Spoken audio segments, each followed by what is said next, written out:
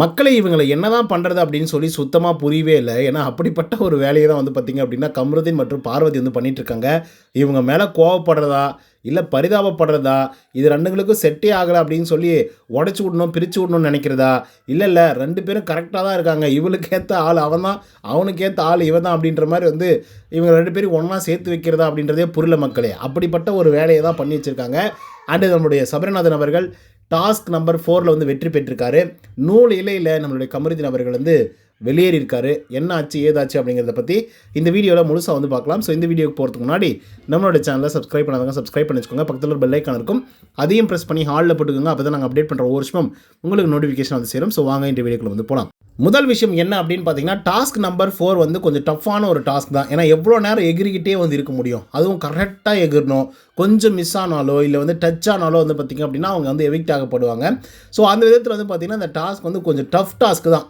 ஒன்று ஃபிசிக்கலாகவும் பயங்கரமாக வந்து பார்த்திங்கன்னா ஃபிட்டாக வந்து இருக்கணும், அதே போல் மென்டலியும் வந்து பார்த்திங்க அப்படின்னா ஃபிட்டாக வந்து இருக்கணும். ஏன்னா அதை கரெக்டாக கண்காணிச்சிக்கிட்டே வந்து இருக்கணும், எவ்வளோ ஹைட்டில் வந்து ஜம்ப் பண்ணணும், இதெல்லாம் கரெக்டாக வந்து பார்த்துக்கிட்டே வந்து இருக்கணும். ஸோ அந்த விதத்தில் டாஸ்க் வந்து ஆரம்பிச்சுது. அப்புறம் ஒவ்வொருத்தராக வந்து பார்த்திங்கன்னா வெளியேறி போனாங்க. அதில் வந்து திவ்யா அவர்களுக்கு வந்து கொஞ்சம் அன்ஃபேரான விஷயங்கள்லாம் நடந்தது. ஸோ அதுக்கப்புறம் வந்து பார்த்திங்கன்னா விஜய், பார்வதி, அதுக்கப்புறம் அரோரா, சாண்ட்ரா, கம்ருதீன் மற்றும் நம்மளுடைய சபரிநாதன் வந்து இருக்காங்க. ஸோ அதுக்கிடையில் வந்து பார்த்திங்க அப்படின்னா பார்வதி மற்றும் சாண்ட்ரா 2 பேருமே வெளியே ஒன்றா வந்து பார்த்திங்கன்னா எவிக்டாக வெளியே போகிறாங்க. ஏன்னா 2 பேரும் ஒன்றா வந்து டச் பண்ணியிருப்பாங்க. அதுக்கடுத்து அரோரா, கம்ருதீன் அண்ட் சபரி இந்த 3 பேரில் யாராவது ஒரு ஆள் தான் வந்து வின் பண்ண போகிறாங்க அப்படிங்கிற மாதிரி வந்து இருந்தது. அதில் அரோரா அவர்கள் எவிக்ட் ஆகிட்டாங்க. ஓகேவா, கொஞ்சம் லைட்டாக டச் ஆகிடுச்சு, அவங்க வந்து எவிக்ட் ஆகிட்டாங்க.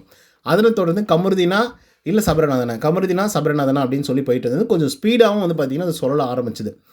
இதுக்கிடையில் நம்ம யோசிச்சது என்ன அப்படின்னு பார்த்தீங்கன்னா, கமருதீன் தான் வின் பண்ணுவார் அப்படிங்கிற மாதிரி வந்து யோசித்தோம். ஏன்னா அவர் வந்து டெய்லி வந்து ஃபிசிக்கல் ஃபிட்டாக வந்து வச்சுருக்கிறதுக்காக டெய்லி வந்து எக்ஸசைஸ் பண்ணுவார், புஷ்அப்ஸ் பண்ணுவார், ஓகேங்களா, ஸ்குவாட்ஸ் வந்து பண்ணுவார். இந்த மாதிரி ஏதோ ஒரு பார்த்திங்கன்னா பண்ணிக்கிட்டே வந்து இருப்பார், கொஞ்சம் ஃபிசிக்கலாக ஆக்டிவாக வந்து இருப்பாப்புல.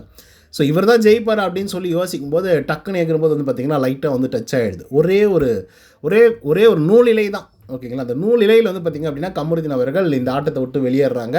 அதனால் 8 பாயிண்ட் வந்து பார்த்திங்கன்னா கமருதீனுக்கு வந்து கிடைக்குது. இப்போ வெளியேறும்போது நம்ம பார்வதி அக்கா இருக்காங்கல்ல, அதாவது கமருதீன் வெளியேறும்போது லைட்டாக டச் ஆகும்போது என்னங்க ரியாக்ஷன் கொடுக்குறாங்க, அவங்களே ஏதோ தோற்ற மாதிரி ஒரு ரியாக்ஷன் கொடுத்தாங்க. ஐயோ அப்படின்னு சொல்லி ஒரு மாதிரி கத்துனாங்க. அது ஒரு மாதிரி வந்து இருந்தது. ஏன்னா இந்த பொண்ணு எவ்வளோ அடித்தாலையும் மறுபடியும் பாரு அப்படிங்கிற மாதிரி வந்து இருந்தது. அதுக்கப்புறம் அவரும் வந்து கீழே வந்து ஓகே குட் ஸ்போர்ட் அப்படின்னு சொல்லிட்டு அக்கெல்லாம் பண்ணிவிட்டு ஒரு மாதிரி பண்ணிட்டு போனாப்புல. நல்லா இருந்துச்சு இதை பார்க்குறதுக்கு. ஆனாலும் மறுபடியுமாடா, மறுபடியும் ஒன்றும் சேராதீங்கடா, மறுபடியும் உங்களுக்குள்ளே செட்டே ஆக மாட்டேது, தயவுசெய்து விட்டு தொலைங்களாண்டா அப்படின்ற மாதிரி வந்து இருக்குது. ஆனால் இவனுக்கு என்னென்னா கண்டென்ட்காக காதல் பண்ணுறான் அப்படின்னு சொல்லி ஆரம்பித்தாங்களா என்ன கருமம்லாம் நமக்கு வந்து தெரியல, ஓகேவா. ஆனால் லிட்ரலாக அது கண்டென்ட்காக ஆரம்பித்து அது கடைசியாக வந்து பார்த்திங்கன்னா காதலாக மாறிவிட்டது. அதுதான் உண்மை. பார்வதியால் கமருதீனா அவ்வளோ சீக்கிரம் விட்டும் கொடுக்க முடியல. என்ன தான் பின்னாடியெல்லாம் பேசினா கூட அவ்வளோ சீக்கிரம் விட்டு கொடுக்க முடியல. அதே போல் கமருதீனாலையும் வந்து பார்த்திங்க அப்படின்னா பார்வதியை வந்து விட்டு கொடுக்க முடியல. ஏன்னா அப்படி தான் வந்து இருக்குது. ஏன்னா பாருங்கள், நீங்கள் நேற்று கூட பாருங்கள் பயங்கரமாக சண்டை போட்டிருப்பாப்புல. அதுக்கப்புறம் போயிட்டு இல்லை பார்வதி மேலே எனக்கு ஒரு ஃபீலிங்ஸ் இருக்குது மச்சான், இப்படிலாம் நான் பண்ணிடக்கூடாது மச்சான் அப்படின்னு வந்து சொல்லுவாப்புல. டேய் அப்போ ஏன்னா திரும்ப பண்ணிகிட்ருக்கீங்க அப்படிங்கிற மாதிரி தான் வந்து இருக்கும். எனக்கு தெரில, இதெல்லாம் தாண்டி ஒரு பெரிய அன்பு அவங்களுக்குள்ளே வந்து இருக்குது அப்படின்ற மாதிரி தான் வந்து தோணுது. பட் இதுக்கிடையில் வந்து விக்ரம் இருக்கார்ல, ஏய் என்ன பண்ணிகிட்ருக்க அப்படின்னு சொல்லி பார்வதியை கேட்டால் மச்சா காரி தானே துப்பு போகிறோம் அப்படின்னு சொல்லி அவங்க ஒரு பக்கம் வந்து வராங்க. ஏன்னா அங்கே வீட்டுக்குள்ளே இருக்கிறவங்க என்னடா டே திடீர்னு பார்த்தா அடிச்சிக்கிறீங்க, திடீர்னு பார்த்தா கொஞ்சிக்கிறீங்க அப்படிங்கிற மாதிரி தான் வந்து இருந்துகிட்ருக்கு. பார்ப்போம் என்ன நடக்குது அப்படின்னு சொல்லி. ஓகே மக்கள், இதை பற்றி உங்களோட கருத்துக்கள் என்ன அப்படிங்கிறத கமெண்ட்ஸில் சொல்லுங்கள். இந்த வீடியோ பிடிச்சிருந்தா லைக் அண்ட் சப்ஸ்கிரைப் பண்ண மறந்துடாதீங்க. இன்னொரு தடவை சத்தியம். Until then bye from Uday. நன்றி, வணக்கம்.